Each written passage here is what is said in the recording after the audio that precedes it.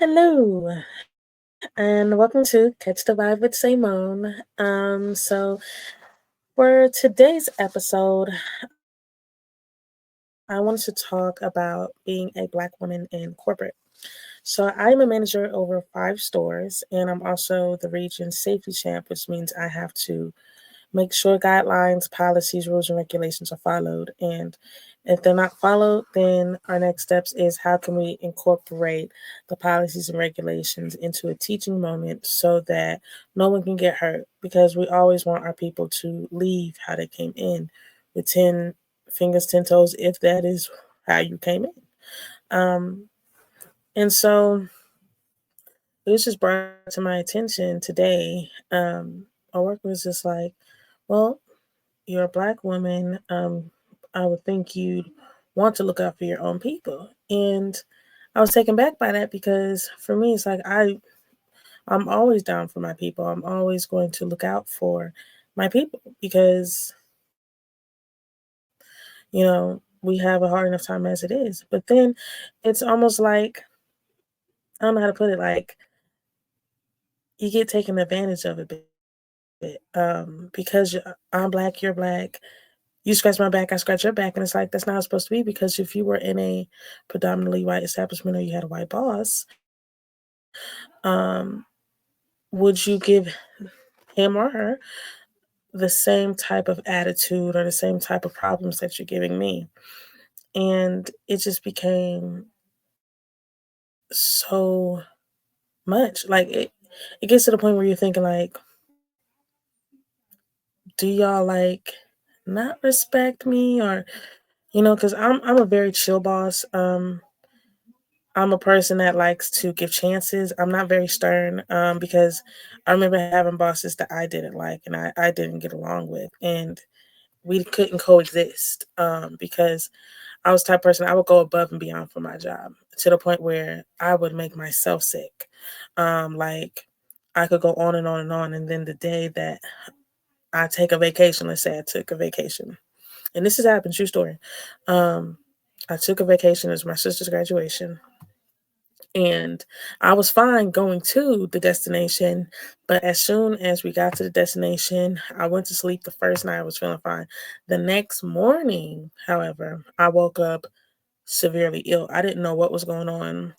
So come to find out when I went to the doctor's office, I not only had bronchitis that was threatening to turn into pneumonia, I also had a sinus infection, ear infection, sore throat, strep throat, and a cold. And I was like, oh my goodness, like why me? And I was miserable my whole vacation. And I took the vacation to be able to relax. And it was disappointing. And so I promised myself, whenever I became my own boss, basically, or whenever I could be the higher up, the go-to person, I'd be fair and I would want to treat my workers how I would want it to be treated coming up. And it just seems like I think when you're on the outside looking in, you don't have like a big full picture. It's almost like a Monet picture from far away. It looks really nice. It looks like, oh my goodness, this is exquisite. But then as you get closer, it looks really like chaotic in a sense. And that's how I felt like I worked my way to the bottom to the top. And I want to keep striving to the top. I'm a pusher. Like I'm a person that like I told my boss when he hired me, I want your job. Um, so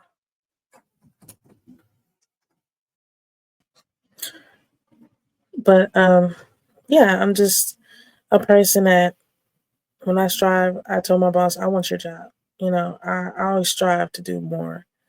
And I think sometimes that can be a hindrance. So for my people, like my workers, um, I want them to know that I'm there for them, that I have an open door policy. But on the outside looking in for other people, they feel like I get taken advantage of because um I give so many chances, and it's like, well, they keep doing it over and over again. Why do you keep giving them chances? And it's like, for me, how can I not? Everybody has life going on. I think I'm one of the few managers that um, I like to give a person benefit of the doubt. Like, I like to give grace because not everybody will give grace. Not everybody is going to be understanding. Like when you hire parents or when you hire a mother or a father, they have kids, so you have to be as understanding. Yeah, they're gonna take advantage of the situation, but at the same time, that's between them and the Lord. I'm always the type of person like, hey, if you lie, you lie. Like, that's on your conscience. That's not on mine. All I know I can do is the best I can do. Um, yeah, it just sometimes you just gotta to I always say I try and take race out of it, but it's I don't even think you can take the race card out of a job sometimes because I always said that I have three things going against me. Number one, I'm a woman, I'm a young woman, and then I'm a black young woman, and um when we would have regional come to our jobs, they would go to my male supervisor, think he's the boss, and that I was the supervisor.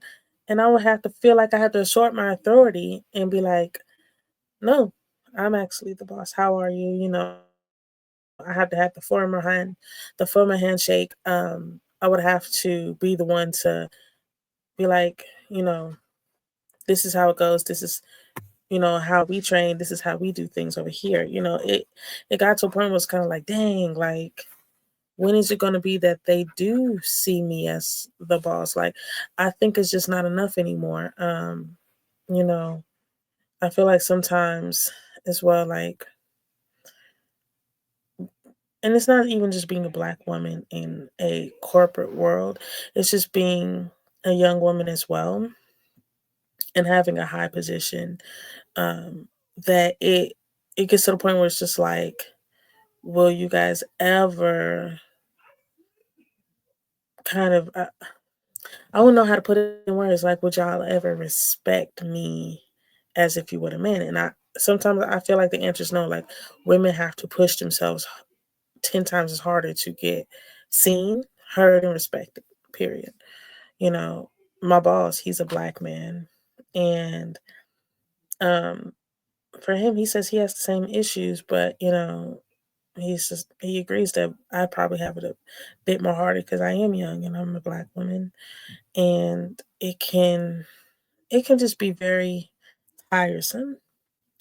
But at the same time, it's very rewarding because I always say, you know, when I'm climbing the ladder, I don't forget to look down and help those that's climbing with me. I always tell my people when I'm training you or when I'm giving you the tools and resources that you need, I'm not training you to be me. I'm training you to be better than me. I don't want you to be like me. I don't want you to have to go through those struggles. I'm not a gatekeeper. I don't like to just be like, when somebody asks me, well, how did you get here? Well, it was a lot of hard work. No, I'm the type of person that be like, well, I started off as a hostess and this is what I learned. These were my mistakes. And you're going to make mistakes. I don't sugarcoat anything because I'm not a baker. I don't like to sugarcoat anything. So for me, it's kind of like, I want to give you the raw. I want to give you the truth. I'm very blunt. So I'm the type of person, if I feel like you give me your goals, and you tell me, hey, Miss Simone, like I actually want your job. I'm gonna be like, okay, well, this is what I had to do to be in this position. It was not an easy task for me to get this position. It was not easy for me to climb this ladder. It took years. Um, And also, you have to be the type of person that perseveres because you're going to get a lot of no's. I got a lot of no's. And I was like, OMG, like, when am I going to get a yes? Like people would say, you need experience. And that used to upset me. How can I get experience if you won't give me an opportunity? And it would just bother me. It was one of those things where I was just like, I couldn't understand the logic. So when I'm hiring, when I'm vetting people, especially my supervisors, I ask certain questions. Where do you see yourself in 5 years? Where do you see yourself in a year? What are your goals? What are your ambitions? What are your dreams? Like, and I always say, not just here at work, like just in general, because everybody has a goal. Like, I'm in the hospitality business. So for me, I love serving others. Like, I don't know where I got it from. I've been like that as a child. I think for me, bringing people together, bringing smiles on their faces, and knowing that they're enjoying themselves and that I helped with that, it brings joy. I rejoice in that fact that I get to make people's day. Because some guests, I don't like to call them customers, but some guests come in and they're like really upset sometimes, or they're really sad. And you can smile all day and be like, "Hey, welcome. How can I help you?" Um, and they're really sad, and then it's kind of like, oh. So sometimes even just asking them remotely, "Hey, how are you going? How are you doing today? How's it going? Um, what may I get for you today? Let me help you out." Even those little things can mean the world to someone. And that's something I've had to learn. What else? Also, I I had to take accountability. I think that's a big word too to say when it comes to this industry, accountability. Um, but yeah, so just being a young lady, I always say young lady, young woman in the corporate world, and being a black young woman in the corporate world, I won't say it's easy, because it's not.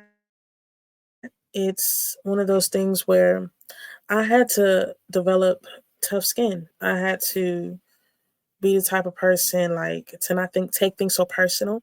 And I'm a person that's very sensitive, like, and I can acknowledge that I'm a sensitive person and that I wear my emotions on my sleeve sometimes. Um, and it doesn't always help because people read body language. And there's been a lot of times where I have not been the type of manager I really wanted to be.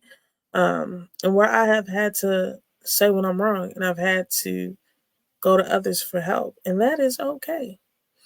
When you feel like you got to do it by yourself because you're a manager and you don't want your workers to feel like you don't know everything, sometimes them seeing that vulnerable state and them seeing that, okay, my manager is human and my manager doesn't have all the answers, that makes me feel like, okay, like they understand it, they get it, they were like me. Um, it makes me feel like, okay, like I can be on their level. Um, it's not easy. It's truly not easy, but it is the most rewarding experience I could have ever asked for. And I wouldn't change my journey and the steps that it took for me to be a young black woman in in the corporate world. If anything, I'd say that I would love to see a lot more black men and women being in the corporate world, and to see us succeed and strive, and to help our fellow young people to get to where we are. Because at the end of the day, this is a experience that you would want to give and to show. Um and yeah, and today it showed me just that, and I've had to have those hard conversations. But at the end of the day, um I just wanted to tell you guys about my day, and I wanted to tell you guys what I was going through today. But I cannot wait to talk to you guys soon. I cannot wait to tell you guys all my good, juicy stories, all my great stories. But until then, catch the vibe with Simone.